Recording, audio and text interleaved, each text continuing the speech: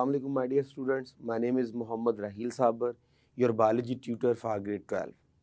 So आज के इस लेक्चर में हम डिस्कस करने जा रहे हैं इंडस्ट्रियल इफ्लुएंट यानी इंडस्ट्रियल वेस्ट। आज के लेक्चर में हम देखेंगे वो कौन कौन से केमिकल्स हैं जो हम एग्रीकल्चर में यूज़ करते हैं, क्या वजह है कि हम उनको एग्रीकल्चर में यूज़ करते हैं, क्यों उनको यूज़ किया जाता है।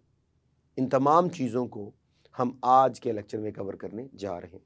तो आइए इन तमाम चीज़ों को सीखने के लिए और समझने के लिए चलते हैं लाइट बोर्ड की तरफ। 27.13 बिस्मिल्लाहिर्रहमानिर्रहीम डिस्कस करने जा रहे हैं इंडस्ट्रियल इफ्लुएंट। इंडस्ट्रियल इफ्लुएंट से मुराद all those waste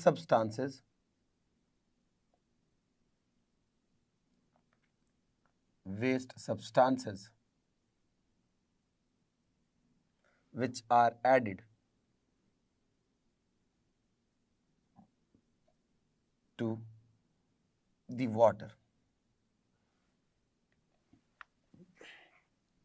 So, industries जब बेशुमार एक्टिविटीज़ परफॉर्म करती है तो उन एक्टिविटीज़ के दौरान कुछ वेस्ट प्रोडक्ट्स भी बनते हैं और उन वेस्ट प्रोडक्ट्स को with the help of exhaust chimneys into the air भी रिमूव कर दिया जाता है और वो with the help of dissolve in water बेशुमार एक्वेटिक बॉडीज़ में भी रिलीज़ कर दिया जाता है। तो वो तमाम वेस्ट जो इंडस्ट्री से रिलीज़ हो रहा है उसे हम इंडस्ट्रियल इफ्लुएंट कहते हैं। और ये जो इंडस्ट्रियल इफ्लुएंट है इसमें बेशुमार टॉक्सिक केमिकल्स होंगे। These toxic chemicals directly are drained into the water. इनको डायरेक्टली ड्रेन कर दिया जाता है, डायरेक्टली डिस्चार्ज कर दिया जाता है, रिलीज कर दिया जाता है इनटू द वाटर। और वो वाटर कौन सा होगा?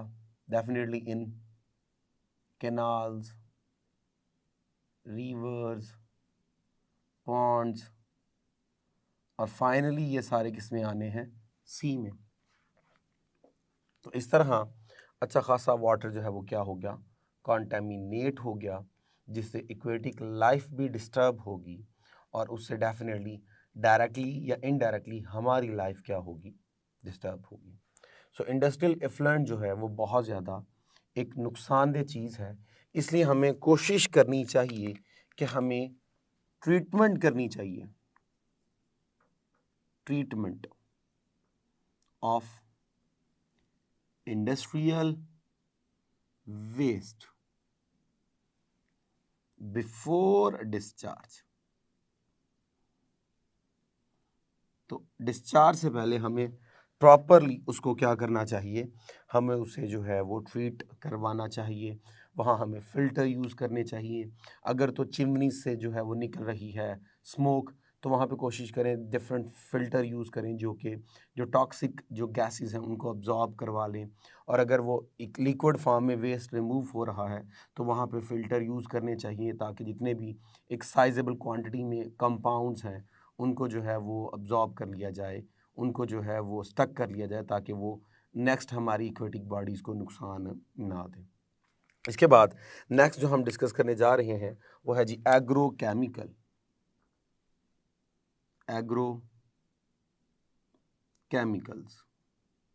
तो अगर आप वर्ड को गौर से देखें तो ये वर्ड ही अपनी डेफिनेशन बता जाएगा। Agro mean agriculture, chemicals definitely chemicals, तो इससे हम ये डिराइव कर सकते हैं कि chemicals which are used in industries, वो तमाम केमिकल्स जो हम इंडस्ट्रीज़ में यूज़ करते हैं उन्हें हम क्या बोलते हैं? उन्हें हम बोलते हैं एग्रोकेमिकल्स।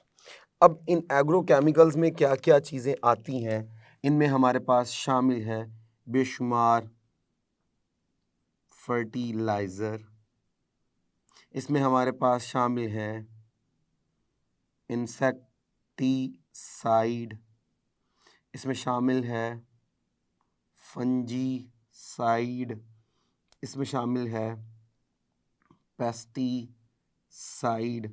तो ये सारी हमारे पास जो है वो यहाँ पे ये तमाम केमिकल्स हैं जिनको हम अक्सर यूज़ करते हैं। आइए ज़रा इनको समझने की कोशिश करते हैं ये क्या है। सो फर्स्ट सपोज कीजिए हम डिस्कस करते हैं जी फंजी साइड को, फिर हम देखते हैं इंसेक्टिसाइड को, फिर हम देखते हैं पेस्टिसाइड को। एक वीडीसाइड भी बेसिकली होता है, चले उनको भी डिस्कस कर लेते हैं। वीडीसाइड, सो साइड कवर्ड जहां भी आता है वो किल के लिए यूज होता है। So chemicals used in agriculture to control to kill fungi. ये क्या होगा? chemicals used to control insects which damage plants. Chemicals used to control pest. And the last one is chemicals which are used to kill weeds. अब ये सारे chemicals जो हैं वो हम यूज़ कर रहे हैं, कुछ वीड्स को मार रहे हैं, कुछ पेस्ट को मार रहे हैं, कुछ इंसेक्ट्स को मार रहे हैं, कुछ फंगी को मार रहे हैं। Why we use them? अगर हम इसका मेन पर्पस देखें तो इनका मेन पर्पस ये है to increase the yield.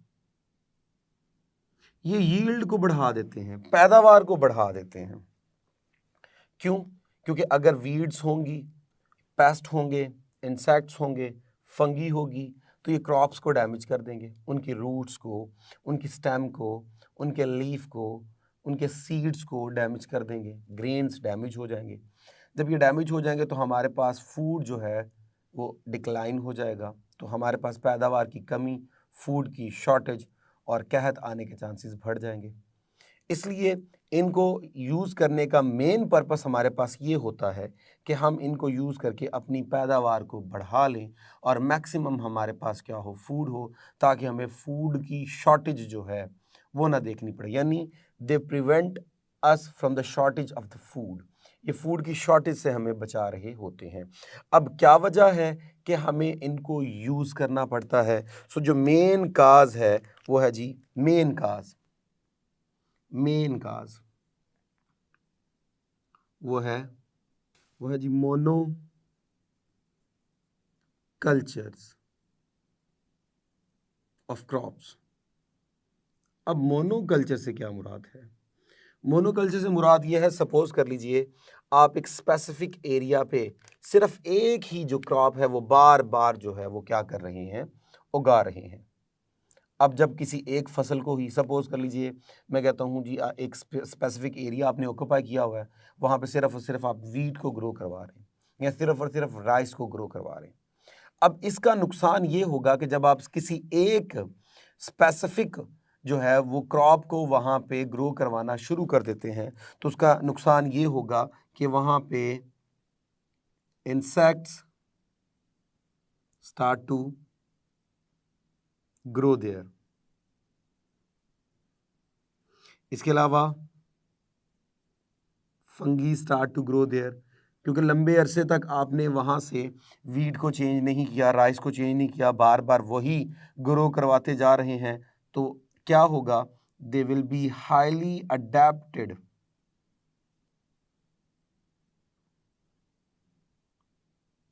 There.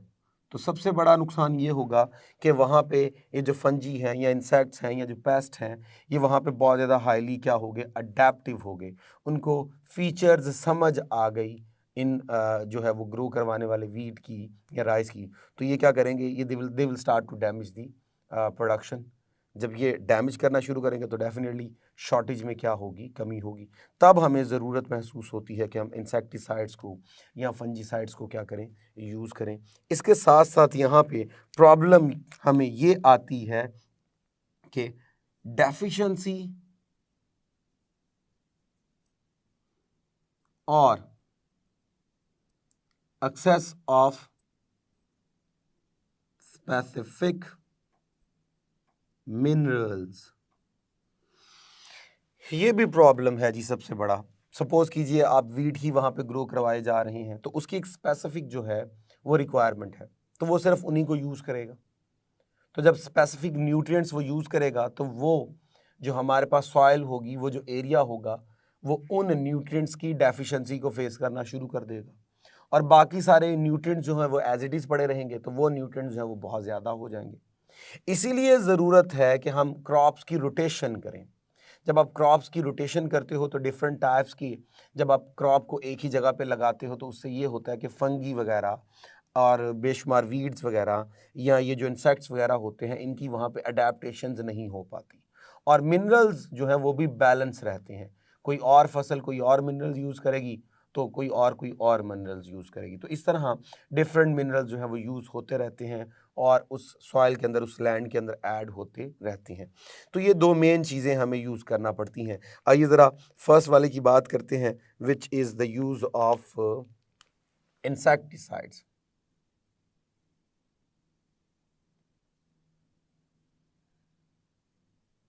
So insecticide हमने कहा बेसिकली वो केमिकल्स होते हैं which use to kill the insects.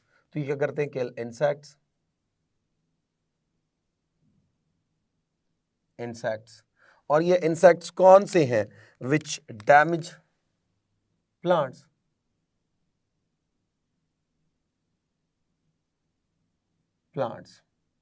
जो कि प्लांट्स को डैमेज कर रहे हैं, उनकी रूट्स को, उनके ग्रेन्स को, उनकी स्टेम्प को, उनके फ्रूट्स को, उनको डैमेज कर रहे हैं। याद रखिएगा, अगर ये इंसेक्ट जो हैं, if insects are damaging food crops, अगर तो वो फूड क्रॉप्स को डैमेज कर रहे हैं तो फिर हम उनको यूज करते हैं एक टर्म उनके लिए जिसे हम बोलते हैं पेस्ट। तो ये पेस्ट्स हैं। तो इंसेक्ट क्या होंगे, इंसेक्ट बेसिकली वो ऑर्गेनिजम्स जो कि नुकसान दे रहे हैं प्लांट्स को। अब उन प्लांट्स के अंदर वो प्लांट्स अगर वो वाले हैं जो कि क्रॉप्स हैं और वो हमारी फूड क्रॉप्स हैं, तो तब उनको हम इंसेक्ट्स को हम पेस्ट कहते हैं। तो इंसेक्ट्स को मारने के लिए इंसेक्टिसाइड और पेस्ट को मारने के लिए पेस्टिसाइड। अब एक अंदाजे के मुताबिक जब हम पेस्टिसाइड को या इंसेक्टिसाइड को स्प्रे करते हैं, तो एक अंदाजे के मुताबिक ये जो कंटेंट है, ये जो केमिकल्स हैं, ये केमिकल्स ये क्या होते हैं, ये ऐड हो जाते हैं into fruits, into grains, into vegetables. तो जब ये इनमें ऐड हो जाएंगे तो इससे फिर ये क्या चल जाएंगे, इनटू ह्यूमन बॉडी। तो जब ये ह्यूमन बॉडी में आ जाएंगे तो definitely they will leads to severe problem, sometime cancer.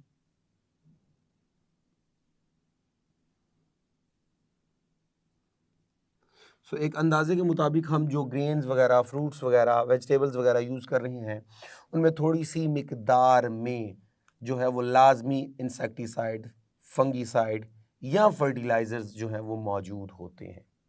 इसलिए हमें कोशिश करनी चाहिए कि उनको यूज़ करने से पहले अच्छी तरह धो लें, क्योंकि अगर वो सरफेस पे अटैच हैं तो वो रिमूव हो जाएंगे, लेकिन अगर वो उस ग्रेन के या उस फ्रूट के अंदर हैं तो फिर तो डेफिनेटली वो हमारी बॉडी में जाएंगे। प्रेफर किया जाता है कि जब आप एप्पल्स वगैरह को या इस तरह के दूसरे जो हैं वो फ्रूट्स यूज़ करें तो उनको पील ऑफ कर लें, उनकी स्किन उतार दें, ताकि अगर सरफेस के ऊपर ये कंटेंट है तो ये क्या हो जाए, रिमूव हो जाए। लेकिन कुछ साइंटिस्ट के मुताबिक इनकी जो मिकदार होती है वो बहुत कम होती है, जो कि नेग्लिजिबल है। लेकिन प्रॉब्लम ये है कि कंटेंट तो है, अगर लगातार ये बॉडी में ऐड होता जाएगा तो ये नेग्लिजिबल इस रेंज पे आ जाएगा कि वो हमारी बॉडी को क्या कर दे, नुकसान दे दे। नेक्स्ट हम बात करते हैं जी फर्टिलाइजर्स की। फर्टिलाइजर्स, तो ये फर्टिलाइजर्स हमारे पास क्या होते हैं, जिन्हें हम आम जुबान में खाद्य कहते हैं। तो ये हमारे पास chemicals which are added into the soil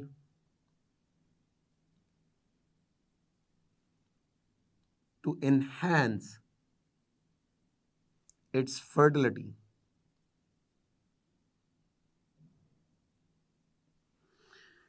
सो वो तमाम केमिकल्स जो हम सॉइल में ऐड करेंगे ताकि इसकी फर्टिलिटी क्या हो जाए, इन्हांस हो जाए। यहाँ हमने प्रॉब्लम पड़ी थी कि जब आप मोनोकल्चर क्रॉप्स करते हो तो ये जो है वो बॉडी को डैमेज करते हैं प्लांट्स की, तो हमने कहा उसके लिए हम यूज़ कर लेते हैं इंसेक्टिसाइड या फंगीसाइड। लेकिन ये जो लास्ट पॉइंट था कि हमने कहा मिनरल्स में प्रॉब्लम आएगी, कुछ मिनरल्स जो हैं वो बहुत ज़्यादा जो है उनकी डेफिशिएंसी होना शुरू हो जाएगी। तो उस वक्त फिर हम क्या करते हैं, उस नेचुरल लैंड में कुछ आर्टिफिशियल सब्सटेंसेस ऐड करना शुरू कर देते हैं, जिससे उसकी जो है वो फर्टिलिटी में इजाफा होता है।